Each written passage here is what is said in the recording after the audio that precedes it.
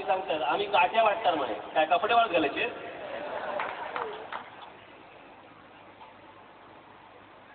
महाराष्ट्र राज्याच्या गृहमंत्र्यांना फक्त मी सांगू इच्छितो की आबोआसी मार्गींनी जर समजा मुंबईमध्ये महाराष्ट्रामध्ये काठ्या वाटपाचा कार्यक्रम केला तर राज ठाकरे महाराष्ट्रामध्ये तलवार वाटपाचा कार्यक्रम हातामध्ये घेईल. त्याच्यानंतर मग आम्हाला दोष देऊ नका कोणी. त्याच्यानंतर दोष देऊ नका आम्हाला. याची जर बांबू काढले तर ह्याच बांबूच्या तिरड्या करून ह्यांना झोपवून पाठवू आम्ही परत. महाराष्ट्रामध्ये येऊन 2000 मैलावरनं इथे येऊन दादागिरीची भाषा नाही करायची. हे आम्हाला शिकवणार आहे सगळ्या गोष्टी. हे म्हणजे आपलं ठेवायचं झाकून आणि दुसऱ्याचं बघायचं वाकून. हा कुठचा प्रकार? प्रेजीवाली तर भोजपुरी चित्रपटामध्ये तुम्ही काम करता. आणि याहून कहर म्हणजे त्या ऐश्वर्या रायच्या नावाने कन्या शाळा काढली, ती पण उत्तर प्रदेशमध्ये. तर आमच्याकडे कन्या नाही. तर महाराष्ट्रात कन्या संपल्या का, गुजरातमध्ये संपल्या का, तामिळनाडूमध्ये संपल्या, उत्तर प्रदेशमध्ये फक्त कन्या शाळा काढता तुम्ही. मग मी फक्त एवढंच म्हटलं की इतका मोठा कलावंत या कलावंताला स्वतःच्या प्रांताबद्दल स्वतःच्या राज्याबद्दल जर समजा प्रेम असू शकतं तर राज ठाकरे हा खूप लहान माणूस आहे. त्याला महाराष्ट्राबद्दल मराठी माणसाबद्दल प्रेम नसेल काय? चुकलं का माझं? हे बाकीचे सगळे सोडून द्या रे होतांड. साबू आजमी कसा तो साबू आजमी हातात सापडतच नाही.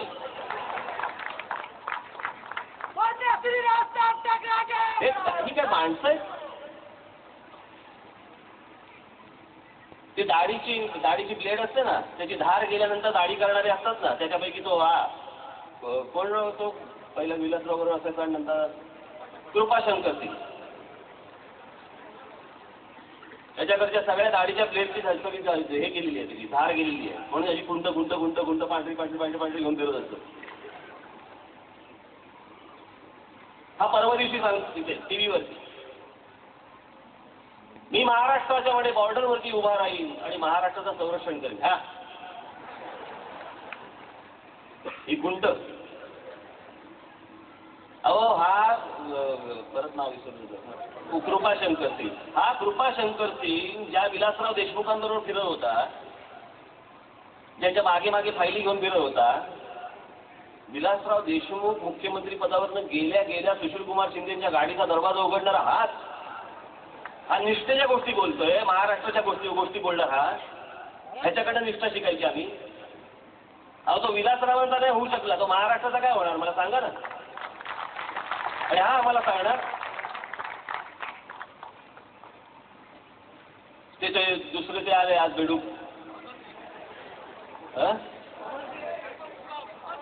तेच ते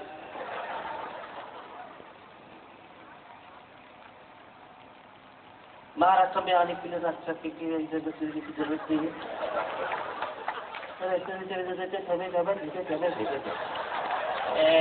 कुठून धरून आणता चालेल. एक गोष्ट त्याला सांगतो त्या अमरसिंगना, हे असले जर वेडेवाकडे प्रकार जर तुमचे चालू राहिले ना या राज्यामध्ये, तर या महाराष्ट्र राज्यामध्ये जर यायचं असेल तर मराठी माणसाच्या परवानगीशिवाय तुम्हाला याच्या पुढे येता येणार नाही. एवढं पण त्यांनी लक्षात ठेवावं.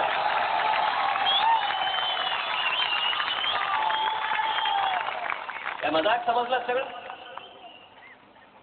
महाराष्ट्राला काय तुम्ही राष्ट्रवाद शिकवताय?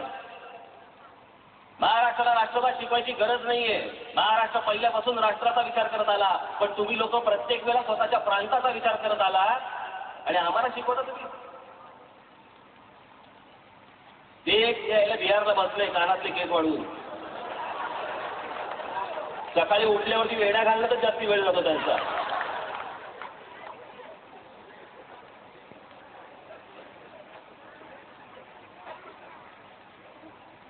काय बोलला तू? काय आता केंद्रीय बोलले,